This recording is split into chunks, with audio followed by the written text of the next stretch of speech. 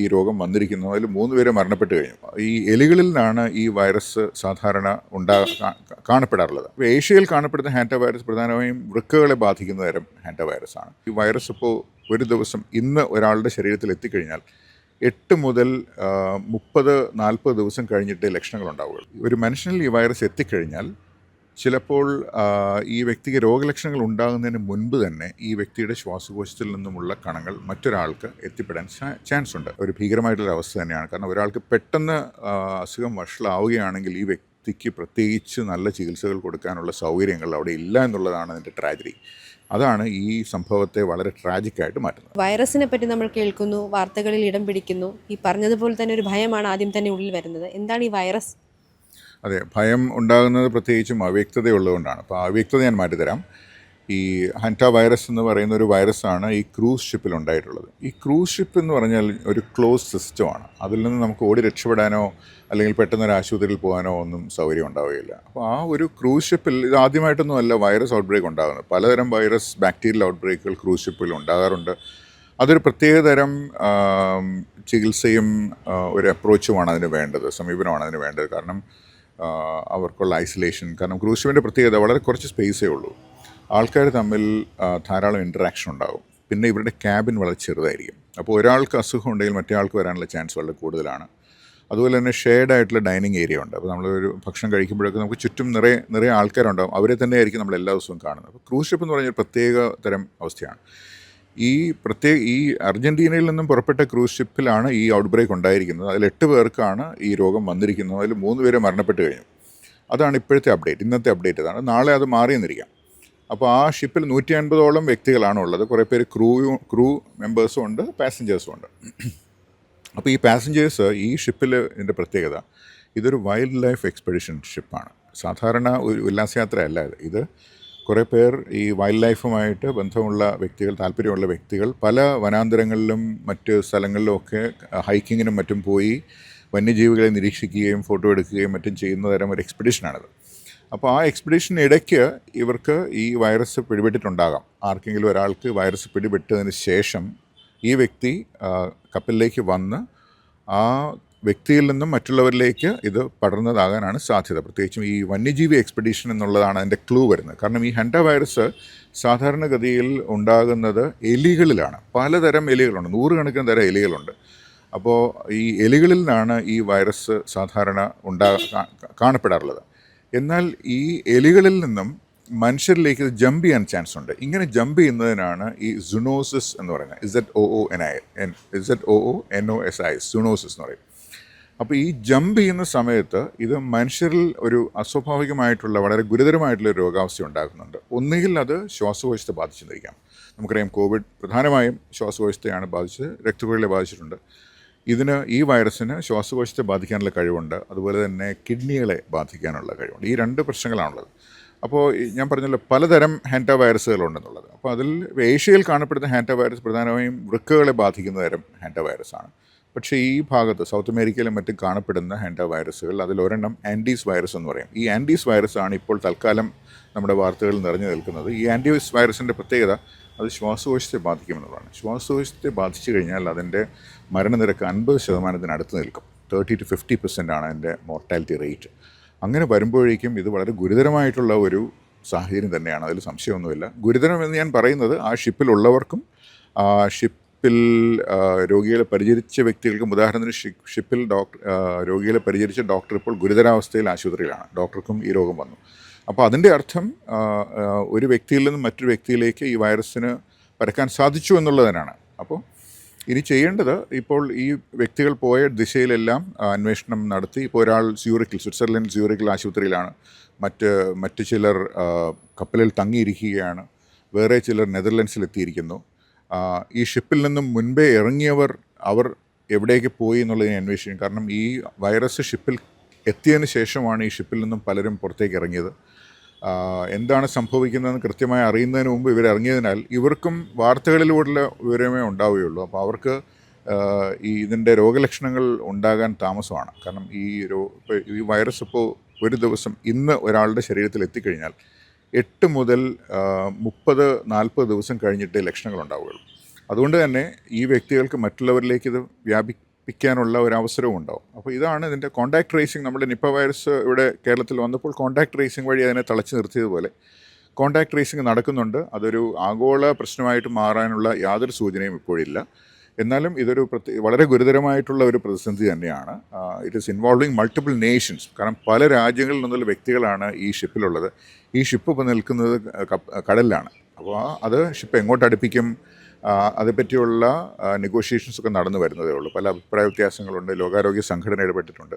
അപ്പോൾ അതൊരു ഇവോൾവിങ് സിറ്റുവേഷനാണ്. ഇപ്പോൾ നാളെയും മറ്റന്നാളും ഒക്കെ പുതിയ ഇൻഫർമേഷൻ നമുക്ക് കിട്ടുന്നുണ്ടാവും. ചുരുക്കി പറഞ്ഞു കഴിഞ്ഞാൽ നമുക്കിപ്പോൾ ഒരു മാനവരാശിയെ സംബന്ധിച്ച് ഒരു വലിയൊരു പുതിയ വൈറസ് ഉണ്ടായി വന്നതൊന്നുമല്ല. ഇത് പണ്ടുമുതലേ വൈറസ് തന്നെയാണ്. ഇടയ്ക്കിടയ്ക്ക് ഇതുപോലെയുള്ള ഔട്ട്ബ്രേക്കുകൾ ഉണ്ടാവും. ഔട്ട്ബ്രേക്ക് ഉണ്ടാകുമ്പോൾ അതിനെ കൺട്രോൾ ചെയ്യുക എന്നുള്ളത് മാത്രമേ ഉള്ളൂ. എന്നാൽ അവിടെ പൊട്ടിപ്പുറപ്പെട്ട ഒരു വൈറസ് ഇന്ത്യയിലേക്ക് വരുമെന്നോ അങ്ങനെയുള്ള സൂചനയൊന്നും യാതൊരു സൂചനയും ഇപ്പോഴില്ല. ഇതെങ്ങനെയാണ് പകരുന്നത്? എങ്ങനെയാണ്? സുണോസിസ് എന്ന് ഞാൻ പറഞ്ഞല്ലോ. അപ്പോൾ എലികളുടെ വിസർജ്യത്തിൽ നിന്നും അവയുടെ മറ്റ് ശ്വാസകോശത്തിൽ നിന്നുമുള്ള ഈ കണങ്ങൾ, വൈറസ് കണങ്ങൾ ചിലപ്പോൾ ഡസ്റ്റായിട്ടാണ്, അതായത് പൊടി രൂപത്തിലാണ് മനുഷ്യരിലേക്ക് ഇത് പകരുന്നത്. അപ്പോൾ എലികൾ സ്ഥിരമായി വസിക്കാറുള്ള സ്ഥലങ്ങളിൽ പോയി ട്രെക്കിംഗ് നടത്തുകയും എലികൾ വസിക്കുന്ന സ്ഥലങ്ങൾ തൂത്ത് വൃത്തിയാക്കുക, ഡസ്റ്റിംഗ് എന്ന് പറയും, അതായത് ഡ്രൈ ഡസ്റ്റിംഗ്, ചൂലെടുത്ത് തൂക്കുക, അങ്ങനെയുള്ള സ്ഥലങ്ങളിൽ അങ്ങനെ ചെയ്യുന്ന വ്യക്തികളാണെങ്കിൽ, അല്ലെങ്കിൽ അത്തരം സ്ഥലത്തൂടെ നടക്കുമ്പോൾ ഈ ഡസ്റ്റ് എയറിലേക്ക് പൊങ്ങി വരുമല്ലോ, പൊടി പൊങ്ങി വരും. അപ്പോൾ അങ്ങനെയുള്ള സാഹചര്യങ്ങളിലാണ് ഈ വൈറസ് മനുഷ്യരിലേക്ക് എത്തുന്നത്. ഒരു മനുഷ്യരിൽ ഈ വൈറസ് എത്തിക്കഴിഞ്ഞാൽ, ഒരു മനുഷ്യനിൽ ഈ വൈറസ് എത്തിക്കഴിഞ്ഞാൽ ചിലപ്പോൾ ഈ വ്യക്തിക്ക് രോഗലക്ഷണങ്ങൾ ഉണ്ടാകുന്നതിന് മുൻപ് തന്നെ ഈ വ്യക്തിയുടെ ശ്വാസകോശത്തിൽ നിന്നുമുള്ള കണങ്ങൾ മറ്റൊരാൾക്ക് എത്തിപ്പെടാൻ ചാൻസ് ഉണ്ട്. വളരെ ക്ലോസ് കോണ്ടാക്റ്റ് ഉണ്ടെങ്കിൽ മാത്രമേ ഇത് സ്പ്രെഡ് ചെയ്യുള്ളൂ. ഉദാഹരണത്തിന് നിപ്പ പോലെ തന്നെ, നിപ്പയും വളരെ ക്ലോസ് കോണ്ടാക്റ്റ് ഉള്ള വ്യക്തികൾക്കാണ്, പരിചരിച്ച വ്യക്തികൾ, ഭർത്താവ് അല്ലെങ്കിൽ ഭാര്യ, അങ്ങനെ അടുത്ത ബന്ധുക്കൾ, അങ്ങനെയുള്ളവർക്കാണ് സ്പ്രെഡ് ചെയ്യാറുള്ളത്. അല്ലാതെ വഴിയിൽ കൂടി നടന്നു കഴിഞ്ഞാൽ എല്ലാവർക്കും വരുന്ന കോവിഡ് പോലെയുള്ള ഒരു വൈറസേ അല്ല ഇത് എന്ന് ഞാൻ അടിവരായിട്ട് പറയുകയാണ്. അതുകൊണ്ട് കോവിഡും ഇതുമായിട്ട് പ്രത്യേകിച്ച് ബന്ധമൊന്നുമില്ല. ഇതൊരു പുതിയ വൈറസ് അല്ല. ഇതിൻ്റെ സ്വഭാവം എല്ലാവർക്കും അറിയാവുന്നത് തന്നെയാണ്. അതിൻ്റെ ചികിത്സാ രീതികളും വളരെ വ്യക്തമാണ്. ചികിത്സാ രീതികൾ എന്ന് പറഞ്ഞാൽ, ശ്വാസകോശത്തിലുണ്ടാകുന്ന പ്രശ്നം ഉണ്ടാകുമ്പോൾ ശ്വാസകോശത്തിൻ്റെ പ്രവർത്തനം താൽക്കാലികമായിട്ട് ചിലപ്പോൾ ഒരു യന്ത്രം കൊണ്ട് അത് ഏറ്റെടുക്കേണ്ടി വന്നേക്കാം. അത് സ്വാഭാവികമായിട്ടും കെട്ടടങ്ങുമ്പോൾ തിരികെ ശ്വാസകോശം റിക്കവർ ചെയ്യാറുണ്ട്. അപ്പോൾ അങ്ങനെയുള്ള ചികിത്സകളാണ് ഇതിനുള്ളത്. ഇങ്ങനെയുള്ള ചികിത്സകളൊന്നും ഒരു ക്രൂസ് ഷിപ്പിൽ ഉണ്ടാവുകയില്ല. ക്രൂസ് ഷിപ്പിൽ സാധാരണഗതിയിൽ അത്യാവശ്യം ഒരാളെ കിടത്തി ഡ്രിപ്പ് കൊടുക്കാനും മറ്റുള്ള സൗകര്യങ്ങൾ സാധാരണഗതിയിൽ ഉണ്ടാവുകയുള്ളൂ. വെന്റിലേറ്റർ സൗകര്യം, ICU സൗകര്യം, അഡ്വാൻസ്ഡ് ആയിട്ടുള്ള സ്പെഷ്യലിസ്റ്റുകളൊന്നും ഉണ്ടാവുകയില്ല. ഡോക്ടർ ഉണ്ടാവുമെങ്കിലും അതൊരു സാധാരണ ഒരു പ്രൈമറി ഹെൽത്ത് കെയർ പോലെയാണ് അവിടെയുള്ള ക്രൂസ് ഷിപ്പിലെ സൗകര്യങ്ങൾ. അതുകൊണ്ട് തന്നെ ഈ ഗുരുതരമായിട്ടുള്ള രോഗാവസ്ഥ ഉള്ള വ്യക്തികൾ ഒരു ക്രൂസ് ഷിപ്പിൽ ഇരിക്കുമ്പോൾ വളരെ ഒരു ഭീകരമായിട്ടുള്ള അവസ്ഥ തന്നെയാണ്. കാരണം ഒരാൾക്ക് പെട്ടെന്ന് അസുഖം വഷളാവുകയാണെങ്കിൽ ഈ വ്യക്തിക്ക് പ്രത്യേകിച്ച് നല്ല ചികിത്സകൾ കൊടുക്കാനുള്ള സൗകര്യങ്ങൾ അവിടെ ഇല്ല എന്നുള്ളതാണ് അതിൻ്റെ ട്രാജഡി. അതാണ് ഈ സംഭവത്തെ വളരെ ട്രാജിക്കായിട്ട് മാറ്റുന്നത്. നിലവിൽ നമുക്ക് രാജ്യത്ത് ഇന്ത്യയിൽ ആശങ്കപ്പെടേണ്ട സാഹചര്യമുണ്ടോ? യാതൊരു ആശങ്കയുമില്ല. മാത്രവുമല്ല, ഇത് ഈ സൗത്ത് അമേരിക്ക ഭാഗത്ത് കാണപ്പെടുന്ന വൈറസ് ഇന്ത്യയിലോ ചുറ്റുമുള്ള സ്ഥലങ്ങളിലോ ഒന്നും ഇത്തരം രോഗാവസ്ഥകൾ റിപ്പോർട്ട് ചെയ്യപ്പെട്ടിട്ടില്ല. എലികൾ എല്ലായിടത്തുമുണ്ട് എന്ന് വെച്ച് ആ എലിയിൽ നിന്നും ഹെൻഡ വൈറസ് വരുമെന്ന് പ്രതീക്ഷിക്കേണ്ട കാര്യമില്ല. മാത്രമല്ല, ഹെൻഡ വൈറസ് 30 മുതൽ 50 തരം വരെ ഹെൻഡ വൈറസുകളുണ്ട്. അതിൽ ചില ഹെൻഡ വൈറസുകൾ വളരെ നിരുപദ്രവകാരികൾ തന്നെയാണ്. അപ്പോൾ ഇന്ത്യയിൽ ഹെൻഡ വൈറസുമായി ബന്ധപ്പെട്ടുള്ള പഠനങ്ങൾ നടന്നിട്ടുണ്ട്. വെല്ലൂർ മെഡിക്കൽ കോളേജ്, ഞാൻ അവിടെയാണ് പഠിച്ചത്. വെല്ലൂർ മെഡിക്കൽ കോളേജിലാണ് ആദ്യമായിട്ട് ഹെൻഡ വൈറസിൻ്റെ ഒരു ബന്ധുവായിട്ടുള്ളൊരു വൈറസിനെ, തോട്ടപ്പാളയം വൈറസ് എന്നാണ് അതിനെ പേരിട്ടത്. തോട്ടപ്പാളയം എന്ന് പറഞ്ഞാൽ അവിടെ വെല്ലൂർ അടുത്തുള്ള സ്ഥലമാണ്. അപ്പോൾ ആ തോട്ടപ്പാളയം വൈറസാണ് അതിന് പേരിട്ടത്. അത് പണ്ടായിരുന്നു. അപ്പോൾ അതും അങ്ങനെ ഒരു ഗുരുതര രോഗം ഉണ്ടാക്കുന്ന വൈറസായിട്ട് കാണപ്പെടുന്നില്ല. അതുകൊണ്ട് ഇന്ത്യക്ക് ഈ സംഭവവുമായി ബന്ധപ്പെട്ട് ഒരു ശാസ്ത്രീയമായിട്ടുള്ള കൗതുകം, ഒരു ജിജ്ഞാസ എന്നുള്ളതിനപ്പുറത്തേക്ക് നമുക്കൊരു പൊതുജനാരോഗ്യ രംഗത്ത് നമുക്ക് ഒരു പ്രശ്നം ഉണ്ടാകേണ്ട കാര്യമില്ല.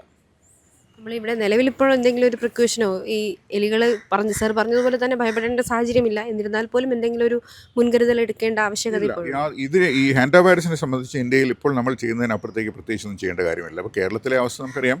എലികളിൽ നിന്നും ഏറ്റവും കൂടുതൽ പ്രശ്നം ഉണ്ടാകുന്നത് നമുക്ക് എലിപ്പനിയാണ്. എലിപ്പനി എന്ന് പറഞ്ഞാൽ നമ്മൾ പലതവണ ചർച്ച ചെയ്തിട്ടുള്ള വിഷയമാണ്. ലെപ്റ്റോസ്പൈറോസിസ് എന്ന് പറയും. അതിനും വൃക്കരോഗമാണ് അതിൻ്റെ ഒരു പ്രശ്നം. വൃക്കരോഗം, പിന്നെ തലച്ചോറിലുണ്ടാകുന്ന പ്രശ്നം, ലങ്സ് പ്രോബ്ലം, ഇതെല്ലാം ഉണ്ടായെന്നിരിക്കാം. അത് എലികളുടെ മൂത്രത്തിൽ നിന്നും ഉണ്ടായി വരുന്ന, അതായത് നമ്മുടെ എലികളുടെ മൂത്രം, അതുപോലെ മറ്റ് ജീവികളുടെ മൂത്രം, അതിൽ ഉണ്ടാകുന്ന ഈ ലെപ്റ്റോസ്പൈറ നമ്മൾ ചെരുപ്പിടാതെ നടക്കുമ്പോൾ നമ്മുടെ കാലിലുള്ള ചെറിയ വിള്ളലുകൾ, ചെറിയ സുഷിരങ്ങളിൽ കൂടി അല്ലെങ്കിൽ മുറിവുകളിൽ കൂടി ഈ ബാക്ടീരിയ അകത്ത് കടക്കുകയും ആ കടന്നതിന് ശേഷം ചിലർക്ക് കടുത്ത പനിയും ശരീരവേദനയും ഉണ്ടാവുകയും അതിൽ ചിലർക്ക് സീരിയസ് ആയിട്ടുള്ള പ്രശ്നങ്ങൾ ഉണ്ടാവുകയും ചെയ്യുന്നതാണ് ലെപ്റ്റോസ്പൈറോസിസ് അല്ലെങ്കിൽ എലിപ്പനി. അതുകൊണ്ട് നമ്മളെപ്പോഴും പറയാറുള്ളത് പോലെ പരിസരം ശുചിയായിട്ട് സൂക്ഷിക്കുക, എലിശല്യം പരമാവധി കുറയ്ക്കുക, മാലിന്യ നിക്ഷേപം കൺട്രോൾ ചെയ്യുക. അങ്ങനെ ചെയ്തു കഴിഞ്ഞാൽ തന്നെ നമുക്ക് എലിശല്യം കുറയ്ക്കാനാകും. അത് കേരളത്തിൻ്റെ സാഹചര്യം ഞാൻ പറഞ്ഞതേ ഉള്ളൂ. ഇതിൽ ഹാൻഡ വൈറസുമായിട്ട് നമുക്ക് പ്രത്യേകിച്ച് ബന്ധമൊന്നുമില്ല. ഇതൊരു ഇവോൾവിങ് സിറ്റുവേഷനാണ്. നമുക്കറിയാം, ചൈനയിൽ ആദ്യം കോവിഡ് പുറപ്പെട്ടപ്പോൾ പല അഭ്യൂഹങ്ങളും ഉണ്ടായി അല്ലേ. ഇതേപ്പറ്റി അറിവില്ലാത്തവർ പല വിഡിത്തങ്ങളും പറഞ്ഞു. അപ്പോൾ എന്ന് പറയുന്ന പോലെ ഇത് നമുക്ക് അറിവുള്ളൊരു വൈറസ് ആയതിനാൽ നമുക്കിതിൻ്റെ ഔട്ട്കം പ്രഡിക്റ്റ് ചെയ്യാൻ സാധിക്കും. പക്ഷേ കോവിഡ് അന്ന് പ്രഡിക്റ്റ് ചെയ്യാൻ സാധിക്കണമെങ്കിൽ അതേപ്പറ്റി അറിവുള്ളവർ പറഞ്ഞത് മാത്രമേ അന്ന് ശരിയായുള്ളൂ അല്ലേ. എന്ന് പറഞ്ഞതുപോലെ ഇത് ഹാൻഡ വൈറസിൻ്റെ കാര്യത്തിൽ നമുക്ക് ഇതിൻ്റെ കോഴ്സ് എങ്ങനെയിരിക്കും എന്നൊരു ഏകദേശ ധാരണയുണ്ട്. ഇത് താനെ കെട്ടടങ്ങും. അതിനെ സാധാരണ പബ്ലിക് ഹെൽത്ത് മെഷേഴ്സ്, അതായത് ഒരാളെ ഐസൊലേറ്റ് ചെയ്യുക, ലക്ഷണങ്ങളുണ്ടെങ്കിൽ ചികിത്സിക്കുക, അയാളുടെ കോൺടാക്റ്റുകൾ ട്രേസ് ചെയ്യുക, അങ്ങനെയുള്ള ഓൾഡ് ഫാഷൻഡ് എന്ന് വിളിക്കാവുന്ന പബ്ലിക് ഹെൽത്ത് മെഷേഴ്സ് കൊണ്ട് തന്നെ അതിനെ കീഴ്പ്പെടുത്താൻ സാധിക്കും. കേരള നിപ്പയെ നമ്മൾ തളച്ചു നിർത്തിയതുപോലെ തന്നെ ഏകദേശം അതിന് സമാനമായിട്ടുള്ള കോൺടാക്ട് ലിസ്റ്റും കോൺടാക്ട് ട്രേസിങ്ങും കൊണ്ട് ഇതിനെ നമുക്ക് പൂർണ്ണമായിട്ടും അതിനെ തടഞ്ഞു നിർത്താൻ സാധിക്കും. അതുകൊണ്ട് അന്താരാഷ്ട്ര തലത്തിൽ ഒരു വലിയൊരു പ്രശ്നം ഇതുകൊണ്ടുണ്ടാകാൻ സാധ്യതയില്ല.